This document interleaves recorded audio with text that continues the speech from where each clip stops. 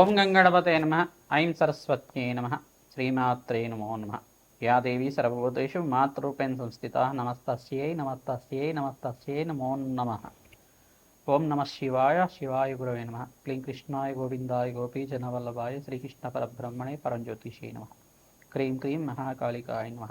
ఓం నమో భగవతే కాళభైరవాయ నమో నమ. శ్రీరామ జయ రామ జయ జయ రామ రామాయ నమో నమ. జయ గురు దత్తాత్రేయాయ నమ. రామ్ దత్తాత్రేయాయ నమ. యూట్యూబ్ ప్రేక్షకులకందరికీ కూడా నమస్కారం అండి. నేను పాలపర్తి గురునాథ శర్మ, జ్యోతిష్యం వాస్తు సిద్ధాంతిని. మీకంతా కూడా గోచారీత్యా గ్రహాల యొక్క స్థితిగతి కలియిక వాటి ప్రభావం అంతా కూడా విశ్లేషణ చేయడం జరుగుతుంది. ప్రధానంగా చూసుకుంటే ఈరోజు చెప్పబోయే టాపిక్ ఏంటంటే ఈ యొక్క రాహుకేతు ప్రభావం వల్ల జాతకరీత్యా జన్మజాతక వశాత్తు కొంతమందికి అంతా కూడా రాహుకేతులు ఈ స్థానంలో ఉంటే కనుక దోషకారిగా ఉంటారు. ఏ స్థానాలు అని చెప్పేసి అంటే ప్రధానంగా చతుర్థ స్థానము, అష్టమ స్థానం అని చెప్పేసి అంటారు. జాతకరీత్యా ఎవరికైతే కనుక ఈ స్థానంలో రాహువు కానీ కేతువు కానీ సంచారం చేస్తుంటాయి లగ్నవశాత్తు, దాన్నంతా కూడా చతుర్థ స్థానంలో రాహువు కానీ కేతు కానీ సంచారం చేస్తే ఏ లగ్నమైనా ఉండొచ్చు, ఏ రాశి అయినా కావచ్చు, ఎవరైనా కానీ దీనికి ఆ దోష ప్రామాణికం అనేది చెప్పడం జరుగుతుంది. ఏంటిదంటే దానికి చతుర్థ స్థానంలో అయితే కనుక మాతృమూలకమైన పితృశాపం, మాతృమూలకమైన పితృదోషం అని చెప్పేసి, మరి అష్టమ స్థానంలో రాహు కానీ కేతువు కానీ సంచారం చేస్తుంటే దాన్ని స్త్రీ శాపం అని చెప్పేసి దాన్నంతా కూడా ప్రామాణికంగా చెప్పడం జరుగుతుంది. ప్రధానంగా చూసుకుంటే ఈ యొక్క అష్టమ స్థానంలో కేతు సంచారం చేసిన, ఈ యొక్క చతుర్థ స్థానంలో రాహు సంచారం చేసిన దాన్ని పితృదోషం కింద అంటారు. మరియు చతుర్థ స్థానం అంతా కూడా మాతృమూలకమైన స్థానం అని చెప్పడం జరుగుతుంది. అష్టమ స్థానం అంతా కూడా దీర్ఘ సుమంగళ యోగము, సౌభాగ్య స్థానము, అష్టమ స్థానం అనేది ఆయుస్థానం అని చెప్పేసి చెప్పడం జరుగుతుంది. ఆకస్మిక ధనలాభాన్ని ఇచ్చే స్థానంగా చెప్తుంది, మరియు ఆకస్మిక ధన వ్యయాన్ని ఇచ్చే స్థానంగా చెప్పడం జరుగుతుంది. కర్మ ఫలితాన్ని అనుభవించే విధంగా చేసే స్థానంగా చెప్తుంది. ఈ యొక్క స్థానాలను బట్టి ఫలితాలు అనేది మారుతూ ఉంటాయి అన్నమాట. ఈ యొక్క లగ్నవశాత్తు మీరు చూసుకోవాల్సి ఉంటుంది. మేషాది ద్వాదశ రాశుల వాళ్ళకి ఇప్పుడు చెప్పబోయే టాపిక్ ఏంటంటే స్త్రీ శాపం కానీ మాతృమూలకమైన పితృదోషం కానీ ఉంటే కనుక, మాతృమూలకమైన పితృదోషం కానీ మాతృమూలకమైన మాతృశాపం కానీ ఉంటే కనుక ఈ యొక్క జన్మజాతకంలో మీకు అంతా కూడా ఆలస్య వివాహం అవడం కానీ, లేకపోతే ఆలస్య సంతానం అవుతుండడం కానీ, ఈ యొక్క ఎదుగుదల లేకపోవడం కానీ, వృత్తిలో కానీ ఉద్యోగంలో కానీ ఎంత ప్రయత్నం చేసినా అనుకున్న స్థాయిలో ఎదుగుదల లేకపోవడం, ఆర్థికంగా కుంగిపోవడం, ఆర్థికంగా నష్టపోవడం కానీ జరుగుతూ ఉండడం, ప్రధానంగా ఆస్తి నష్టం పోవడం మీకంతా కూడా జరుగుతూ ఉంటుంది. ప్రధానంగా స్థిరాస్తి అంతా కూడా ఎంత ప్రయత్నం చేసినా కొనుక్కోలేకపోవడం, గృహయోగం అంతా కూడా ఎంత ప్రయత్నం చేసినా కొనుక్కోలేకపోవడం, భూ సంపద అంతా కూడా ఎవరి చేతిలో మీరంతా కూడా నష్టపోవడం అనేది జరుగుతూ ఉంటుందన్నమాట. ఎవరి వల్ల అయినా కానీ స్త్రీ శాపం కానీ ఇవన్నీ ఉంటాయి కనుక దీన్ని ప్రామాణికంగా అంతా కూడా జాతకరీత్యా ఉండే దోషాలకంతా కూడా జ్యోతిష సిద్ధాంతాలతో మీ జాతకాన్ని అంతా కూడా జన్మ జాతకాన్ని విశ్లేషణ చేయించుకోవాలి. అందుకే ఈ యొక్క కర్మ ఫలితాన్ని అందరూ కూడా అనుభవించే విధంగా ఉంటుంది. కానీ దాన్ని పరిహార సిద్ధాంతం ప్రకారంగా, పరిహార శాస్త్రంలో చెప్పిన విధానంగా, తంత్రశాస్త్రంలో చెప్పిన విధంగా మీకు అంతా కూడా పరిహారం అంతా కూడా చేయించడం జరుగుతుంది. యజ్ఞ హోమాది కార్యక్రమాలు, దానాలు, గోమాత సేవ, తర్వాత రావి చెట్టుకి వేప చెట్టుకి వృక్షరాజానికి అంతా కూడా ప్రతిరోజు కూడా 27 ప్రదక్షిణాలు చేయడం, అవకాశం ఉంటే కనుక పనస చెట్టుని అంటే పనస మొక్కనంతా కూడా నాటడం, పనస మొక్క దగ్గర ఆమనయ దీపాలను అంతా చేయడం. ఎవరైతే కనుక దేవాలయ ప్రాంగణంలో పనస మొక్కని అంతా కూడా నాటుతూ ఉంటారో మీకంతా కూడా సకల గ్రహదోష నివారణ కలుగుతుంది. పితృశాపం నుంచి, మాతృమూలకమైన పితృదోషం నుంచి కానీ, మాతృమూలకమైన మాతృశాపం నుంచి కానీ బయటపడడానికి ఆస్కారం ఉంటుంది. సర్పదోషము, సర్పశాపం అంతా కూడా కారణం రాహుకేతులు అవుతారు. ఈ యొక్క స్త్రీ శాపం కానీ, మాతృమూలకమైన పితృదోషం కానీ, మాతృశాపం నుంచి బయటపడడానికి కానీ ఎటువంటి పరిహారాలు ఆచరించాలి, ఎటువంటి దోషాలంతా కూడా జన్మజాతకం వశాత్తు, లగ్న చక్ర వశాత్తు మేషాది ద్వాదశ రాశుల వాళ్ళకంతా కూడా వర్తిస్తాయి. రాహుకేతు ప్రభావం వల్ల ఎటువంటి పరిహారం అంతా కూడా చేసుకుంటే అఖండమైన ఐశ్వర్య ప్రాప్తి కలుగుతుంది, వంశాభివృద్ధి కలుగుతుంది అంతా కూడా తెలుసుకోవడం జరుగుతుంది.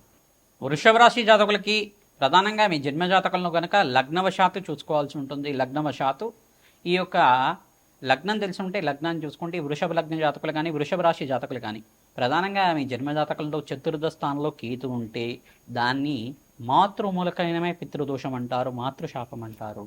మరి దీని నుంచి బయటపడడానికి మీ ఇంట్లో పెద్దవాళ్ళకి సేవ చేయడం, ప్రధానంగా ఎవరికైతే కనుక ఈ ఒక పితృదేవతలు గతించి ఉన్న వాళ్ళకి ప్రతినిత్యం కూడా ఈ యొక్క అమావాస్య వేళల్లో అంతా కూడా ఈ యొక్క బ్రాహ్మణోత్వం కంతా కూడా పితృదేవతలు ప్రీతికరంగా స్వయంపాక దానం చేయడం, అంటే ఈ యొక్క బ్రాహ్మణోత్వం అంతా కూడా మహావిష్ణు స్వరూపంగా భావించి అమావాస్య వేళల్లో అంతా కూడా స్వయంపాక దానం చేయడం వల్ల పితృశాపం నుంచి బయటపడడానికి ఆస్కారం ఉంటుంది. శక్తి ఉన్నవాళ్ళు గోమాత సేవ చేస్తూ ఉండాలి, తరచుగా ప్రతినిత్యం కూడా చేస్తూ ఉండాలి. అవకాశం ఉన్నవాళ్ళు ఈ బ్రాహ్మణోత్తంకంతా కూడా ఆవు దూడనంతా కూడా గ్రాసంతో సహితంగా దక్షిణ సహితంగా యథాశక్తిగా అంతా కూడా దానం చేస్తూ ఉండాలి. గోమాతకి గ్రాసం కోసం అని చెప్పేసి తరచుగా ప్రతినిత్యం కూడా ప్రతి మాసానికి కూడా గ్రాసం నిమిత్తంగా మీ శక్తి కొలది దానం చేస్తూ ఉండాలి. తగిన ద్రవ్యం కూడా ఇస్తూ ఉండాలి.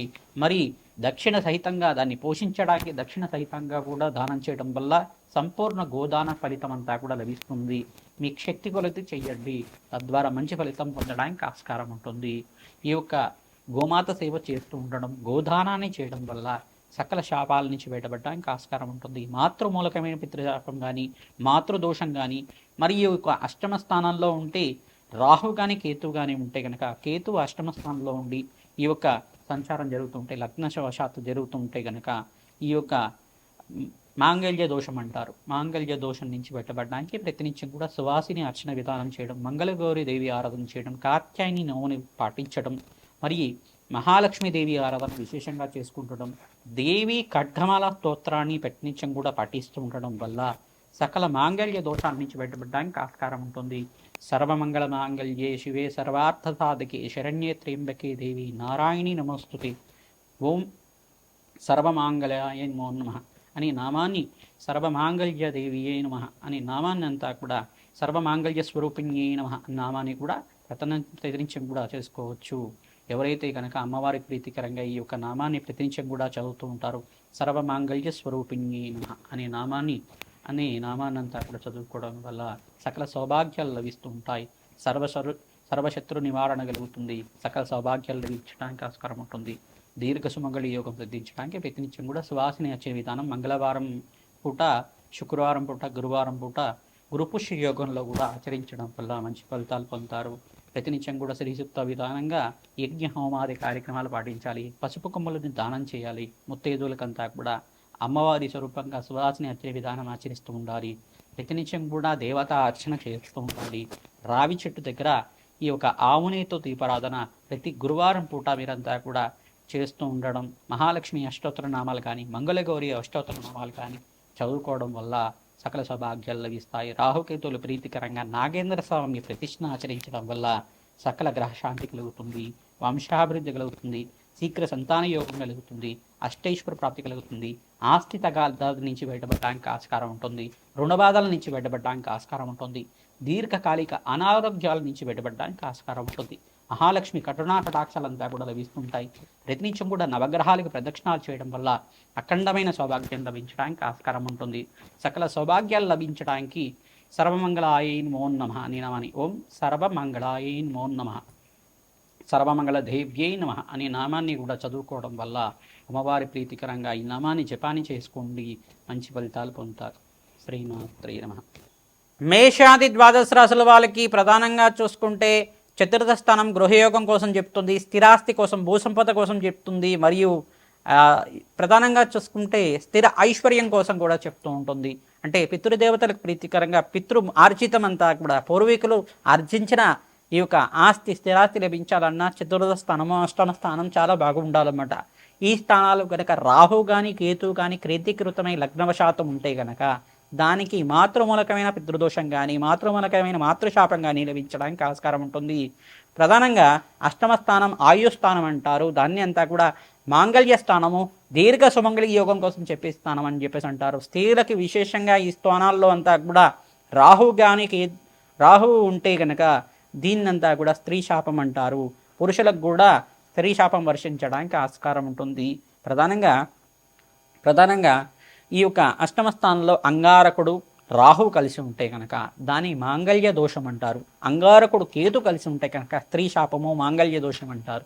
దీని నుంచి బయటపడడానికి ప్రతినిత్యం కూడా సువాసిని ఆచరణ విధానం ఆచరించడం, ప్రతినిత్యం కూడా దేవతా కళ్యాణం ఆచరిస్తూ ఉండాలి. శివపార్వతుల కళ్యాణం పుణ్యక్షేత్రంలో శ్రీశైల ప్రాంగణంలో అంతా కూడా చేసుకోవడం వల్ల సకల దోషాలు, సకల శాపాల నుంచి బయటపడడానికి ఆస్కారం ఉంటుంది. సుబ్రహ్మణ్య స్వామి కళ్యాణం అంతా కూడా కృత్తిక నక్షత్రం షష్ఠి తిథి రోజు మంగళవారం వేళల్లో కానీ, ప్రతినిత్యం కూడా గురువారం వేళల్లో కానీ ఈ యొక్క కళ్యాణం, సుబ్రహ్మణ్య స్వామి కళ్యాణం అంతా కూడా ఆచరించడం వల్ల సకల శాపాల నుంచి బయటపడడానికి, సకల దోషాల నుంచి బయటపడడానికి ఆస్కారం ఉంటుంది.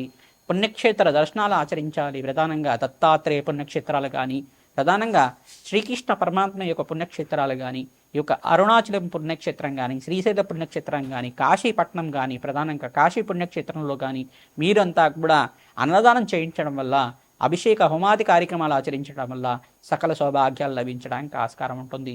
దేవీ భాగవతాన్ని పారాయణం చేస్తూ ఉండాలి. సువాసిని అర్చన విధానం చేస్తూ ఉండాలి.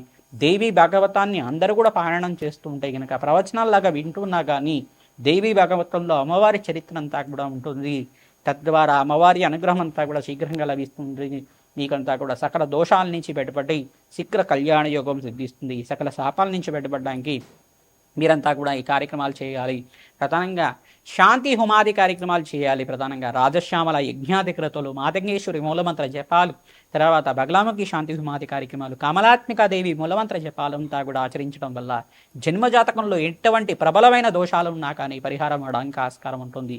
శ్రీమాత్రే నమః.